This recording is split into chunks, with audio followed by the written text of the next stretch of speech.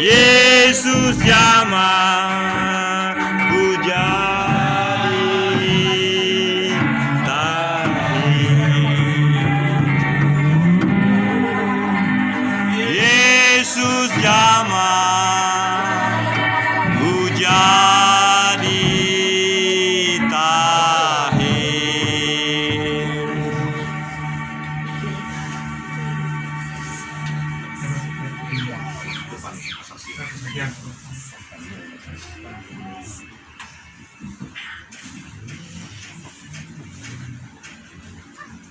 Namamu siapa? Pranata. Pranata, saya tanya Bapak. Kamu betul punya anak-anak, punya anak? Masih bisa terus tapi baterainya udah 14 tadi. Kalau punya anak, gampang atau susah?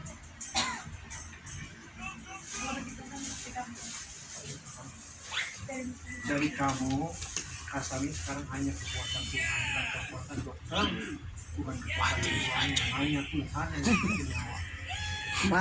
Untuk bisa nyawa ini hidup dalam kandungan kamu, ini kandungan itu harus dikaitkan, dikuduskan, harus supaya subur. Kalau ada roh jahat, ganggu kamu selalu gagal. Sel telur ini. Jadi ini mesti sering diulatinya sama kamu tiap hari ya. Ke darah Yesus dan iman supaya disubur. Kedua, kalau hubungan seks ini jujur ya. Kamu udah hubungan seks langsung cuci atau enggak? Cuci. Dicuci ya. Jadi kena diamkan aja. Diamkan ini udah tapi berarti diangkat dulu. Yang angkat supaya spermanya masuk. Ya kira-kira antara 2-30 menit lah. Diamkan ya. Nah, besoknya baru cuci. Itu sampai terjadi. Ketiga, suamimu spermanya memenuhi syaratnya. Udah memenuhi syarat. Tinggal persoalannya kan di kamu. Ya, oke kamu. Nah, kamu juga harus dites bagaimana lemak di dalam kandungan ini. Kalau banyak, sebelum hubungan seks kamu cuci dulu supaya lemaknya ini mengurangi sehingga sperma waktu mau ketemu sel telur itu waktu singkat tidak dihalangi oleh lemak. Lemak ini bisa menghalangi sperma untuk masuk ke sel telur jadi kamu jangan mati. Ya, jadi kamu harus bersih dan kamu kuruskan. Ya, kalau perlu darah Yesus masuk ke daging kamu supaya yang menghalangi dikuruskan. Amin. Dan kalau minta sama Tuhan itu nggak boleh mau datang datang nanti nggak datang kamu rajin karena ini minta nyawa. Kayak si Frida, dia punya anak juga ya. Tapi kalau dia nggak rajin susah. Contoh dia kan takut terus minta terus sudah 7 tahun kan. Kemudian penyembahan melayani ini harus di situ kalau kemuliaan Tuhan datang kalau gimana?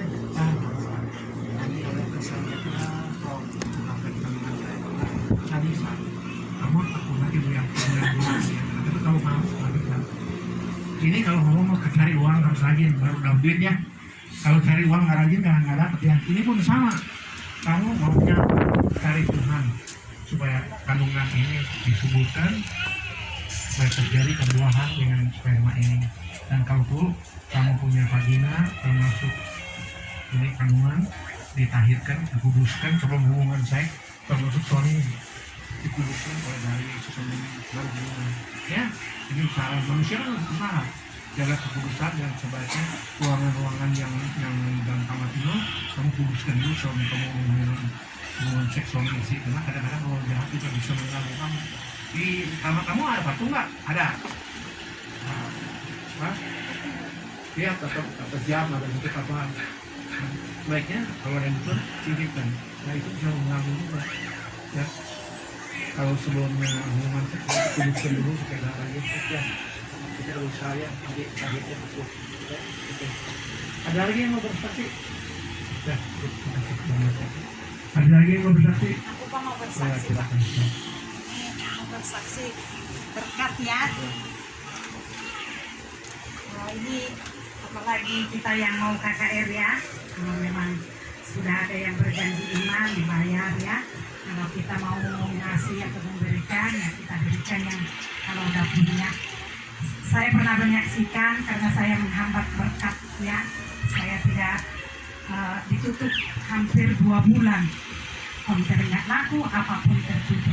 Saudara yang terkasih dalam Tuhan, ya, Ibu Rumida tahu itu semua. Waktu anak saya mengambil mobil itu, uang kami 5 perak pun nggak ada, hutang semua. Jadi saudaraku yang terkasih dalam Tuhan, ketika kita datang menangis kepada Tuhan, Tuhan menunjukkan kenapa Tuhan ini tertutup. Nah itu saya pernah saksikan. Tuhan katakan sama saya, padahal waktu itu saya tidak punya uang atau gimana, tapi yang berkat yang mau kuberikan itu waktu itu kupakai jadi ke orang lain atau ke gimana. Akhirnya 2 bulan saudaraku, kadang 1 pun tidak laku konten itu. Tapi sejak itu uang mau kembalikan ke Tuhan, kupinjam dulu. Kupinjam saudaraku, karena aku nggak punya duit waktu itu, semua kayak tertutup. Tapi saudaraku yang terkasih dalam Tuhan, hari ini minggu yang dulu aku bayar ke Ibu Marbun. Benarkan Bu Marbun? Minggu kemarin aku bayar ke si Tampu Bolong. Jadi saudara yang terkasih dalam Tuhan, ketika aku dapat berkat itu aku tanya Tuhan, Tuhan ini kubayarkan ke siapa dulu? Tuhan akan tunjukkan. Jadi saudara yang terkasih dalam Tuhan, Tuhan buka jalan dan konter kami itu juga laku sekarang ya. Hampir, tapi kami tutup, jangan kita sampai seratan sampai jam malam ya, kami tutup sampai jam 9, kadang jam 8 jadinya. Jadi waktu itu anak saya butuh uang, saya pinjam dari Pak Virgo 8 juta ya. Setelah itu motornya dikasih, kita pulangkan sama yang punya duit itu 9 juta kan 10%. Jadi kita kembalikan ke Inang Ineke dulu. Almarhum itu kan galak tapi baik ya. Dia ngajarin aku, kalau kamu mau pinjam uang 30 juta langsung tidak akan ada yang kasih. Tapi kalau kau pinjam dari sana 2 juta, dari sana 3 juta, dari sana gini-gini, pasti ada. Saudara yang terkasih dalam Tuhan, sekarang bisa saya bayar itu semua.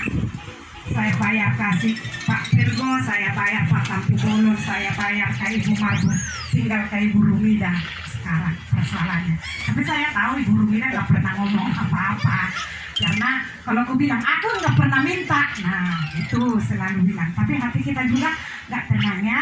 Jadi saudaraku yang terkasih dalam Tuhan, kalau kita waktu itu sakit hatinya melihat orang aku punya hutang ini, mau datang aku minjam sama Mama Bertom ini, aku akan pinjam dan dia mah ada gitu. Tapi Tuhan, aku tanya, Tuhan kenapa tertutup semua?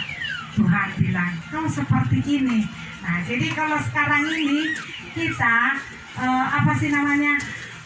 melakukan sesuatu, tanya dulu Tuhan, kita doakan dulu Tuhan. Jadi saya belajar dari situ. Waktu itu aku diberkati 5 juta, saya balik langsung.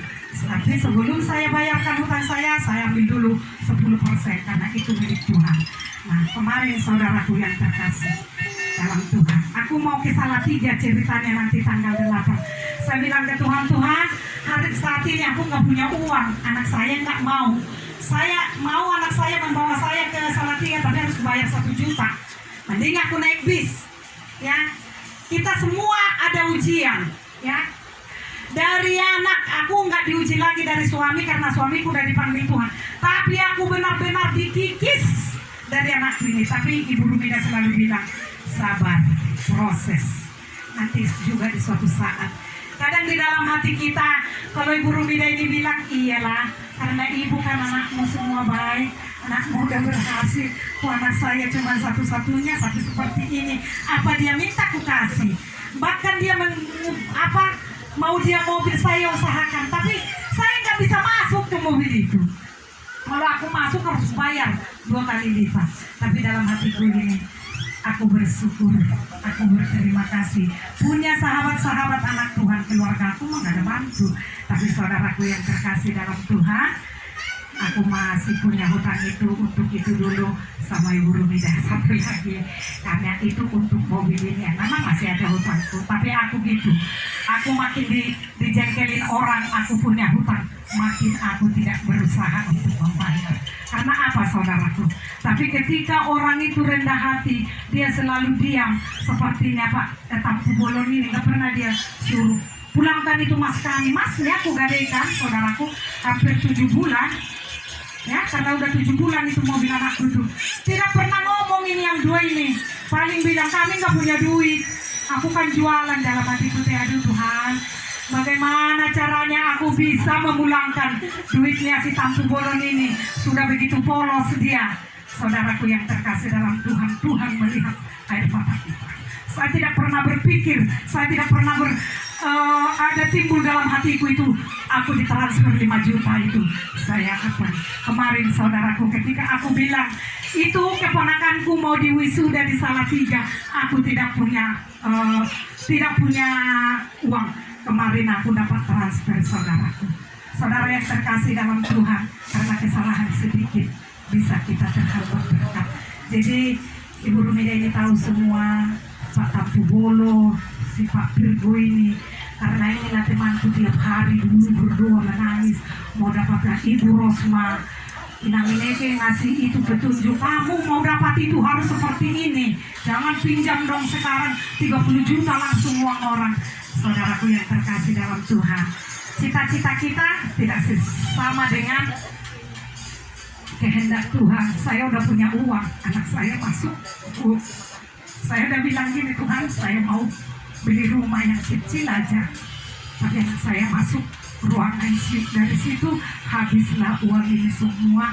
Akhirnya aku jadi banyak hutangku. Jadi siapapun kita yang punya hutang, percaya kepada Tuhan, air mata kita itu dilihat, hati kita itu. Amin. Setiap ada berkatku, aku bayar hutangku, tidak kusakuin. Kalau aku sakuin, nggak ku tebus itu masnya si Tampu Bolon, nggak ada yang tahu. Cuma aku yang tahu dengan Tuhan, dengan yang memberikan itu. Dan puji Tuhan saudaraku, makanya kami waktu itu sepakat semua, gak ada yang janji iman. Aku gak mau janji iman itu, karena aku nanti takut tidak bisa kubayar gitu. Karena hutangku juga udah banyak. Boro-boro aku mau berjanji iman lagi ke sini, hutang udah di mana-mana. Tapi puji Tuhan saudaraku, sekarang beres, tinggal ke Ibu Rumida. Saya percaya bulan ini juga aku bisa pulangkan ke Ibu Rumida itu. Utangku 100.000 sudah kubayar loh sama Ibu Grace. Itu mau bukan utang Amang yang berkatin aku. Tapi terima kasih Amang. Udah, waktu kita itu. konser di Tuhan Yesus Marbu. memberkati Ya. kita. Mari kita maju semua di dalam Tuhan. Amin. Kalau yang namanya berdoa, saya tidak pernah meninggalkan apapun itu. Mau ribut anak-anak. Kadang anak saya ya, Bapak juga pernah mengalami dari anak kita dihina. Aku dihina. Dibilang, kalau mama melayani anak sendiri tidak dilayani. Mau kulayani bagaimana? Tapi Tuhan, saya tidak pernah meninggalkan sedikit pun. Akhirnya sekarang dia berubah. Ya, kalau kayak tadi dia ada, emang Grace pernah didoakan, maaf ya Pak ya, Pak Ipin, iya, kamu mau didoakan, dia diam, kayaknya mau ada hatinya mau didoakan, tapi kita nggak tahu ya Pak ya, tapi yang jelas pernah datang ke rumah Bapak ya Pak ya. Nah, jadi Tuhan Yesus itu luar biasa saudaraku, Tuhan akan melihat kita ya.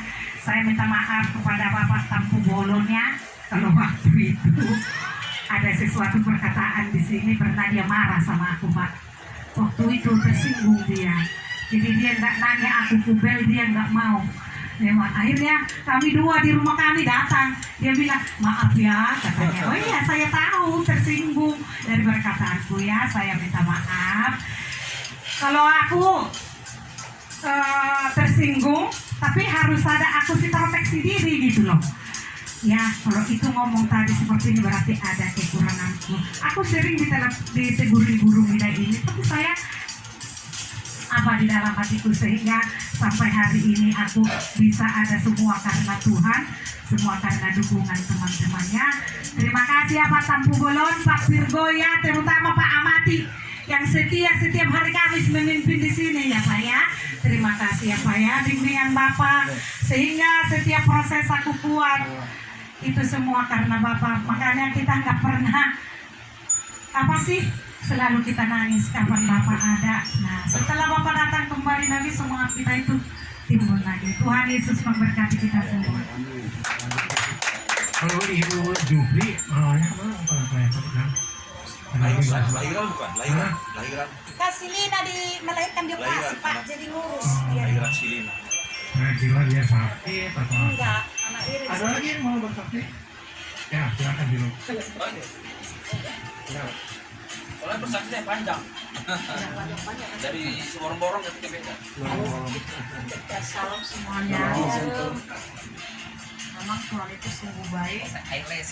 bahkan teramat baik. Kalau saya katakan buat keluarga kami, di mana sebulan terakhir ini memang pergumulannya itu benar-benar luar biasa gitu ya. Saya sampai sakit mikirin anak-anak. Ibu mana yang gak sedih? Anak orang udah sekolah. Kita mau menjelang sekolah tuh orang udah siap-siap beli buku. Kita nggak ada merasa apa seolah-olah bagaimana gitu. Anak juga nggak mau bangun, nangis. Mau sekolah kemana? Masuk sekolah ke yang pertama nggak mau. Down, dibully. Rapotnya dilihat, terus itu aja yang dilihatin.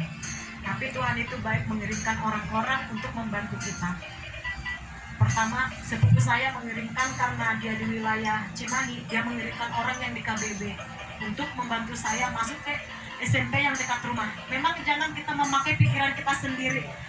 Saya maunya SMP 2 aja lah. Kamu mau kemana anak-anak? Saya SMP 2 aja biar bisa PP-nya jalan kaki. Saya kan ke warung, ke lapo, jadi nggak ada yang ini biar mandiri. Saya paksakan terus kehendak saya. Sampai saya didampingi oleh ibu anggota dewan DPC Cimahi. Dia kalau ngomong ke orang cuma dibilang namanya aja, orang sudah oh ya silakan masuk. Tapi yang ini tidak. Ternyata dia ada miss sama hingkinya. Bandung Barat. Jadi si anak tuh nggak masuk. Tuhan, kenapa ini anak saya nggak masuk? Saya udah ngomongnya begini, anggota dewan udah ini begini, nggak masuk juga Tuhan. Yaitu kenapa nggak masuk? Mungkin karena saya terlalu memaksakan kehendak saya. Padahal Tuhan sudah siapkan yang lebih baik lagi dari SMP 2 Ngamprah ini. Kenapa? Tiba-tiba saya mau ngurus surat pindah, sudah dipersulit. Surat pindah juga dipersulit. Ibu harus begini-begini. Dengan cara mereka menahan anak saya supaya tidak pindah. Tapi Tuhan kirim orang dinas dari Cimahi, dari Pemkot, langsung mendampingi saya ke SMP Negeri 5 Cimahi. Itu kan sebenarnya kami Bandung Barat sama Cimahi itu kan udah jauh, itu dinasnya udah berbeda. Tapi Tuhan itu memang merencanakan yang terbaik. Kami masukkan ke sana, langsung diterima di sana, dan mereka pun di sana dirangkul oleh guru-gurunya juga. Dan kebetulan juga banyak juga kenalan saya di sana. Puji Tuhan mereka sudah sekolah sekarang dengan penuh sukacita. Memang kita itu jangan pernah mengandalkan pikiran kita sendiri. Jangan yang di hati kita itu kita paksakan. Kalau menurut jarak rumah, wah nanti mereka bisa pergi sendiri jalan kaki juga bisa, orang dekat 10 menit dari rumah jalan kaki pulang nanti. Tapi bukan itu, Tuhan tuh sudah sediakan yang terbaik. Jangan kita mendahului yang mau Tuhan berikan yang terbaik buat kita. Nah kemarin saya tidak tahu, pagi-pagi itu saya selalu pengen nyanyi lagu sering ku tak mengerti jalan-jalanmu Tuhan. Saya diamin, ngapain sih lagu itu? Ya saya juga tahu lagi di padang gurun Tuhan udah tuntun saya. Anak saya udah masuk ke SMP 5 tanpa orang menduga bisa masuk ke situ. Biasanya masuk aja lewat jalur belakang 5 juta. SMP 2 aja 10 juta. Ini anak saya 2. Hanya uang bensin yang saya kasih, uang terima kasih. Apalagi sih ini. Jadi saya duduk aja di lapo tuh sambil tunggu orang. Tiba-tiba saya bikin status lagu itu. Sering tak mengerti yang Bapak Iren tuh mesti baca. Bapak Iren pergi tuh dari rumah nggak apa-apa. Tiba-tiba 10 menit setelah saya bikin status ini, saya ditelepon. Tapi orangnya nggak ngomong. Terus ganti lagi sama temannya. Ini temannya kebiasaan yang bercanda. Saya bilang biasanya kan mereka kalau kerja mau nyampe di lapo tuh masak apa? Langsung sediakan ya, biar kami tinggal makan karena kami capek, udah lapar sekali. Biasanya seperti itu. Kakak lagi di mana? Ya biasa. Memang saya biasanya di mana? Ya saya di lapo, bukan di rumah biasa. Saya bilang jawab gitu, saya bercandain. Dia malah bilang, Kak, hati-hati ya, datang ke Padalarang sekarang. Ada apa di Padalarang? Saya bilang. Langsung dikasih video, Bapak Iren dawet di rumah sakit. Saya kan kaget. Benar, Tuhan Yesus itu memang bilang, sebagai manusia sering saya tidak mengerti jalan-jalannya Tuhan. Bahkan di padang gurun yang sudah kita keadaannya kolek semua, kolek ekonomi, kolek semua itu, Tuhan masih kasih kita ujian seperti itu. Saya dengan wajah pucat nggak tahu mau naik apa gitu ke sana gitu. Aduh, saya sendiri di sini. Tapi depan saya lihat ada orang, Pak, bisa tolong antar saya kemana? Mau lihat Bapak Ira di rumah sakit.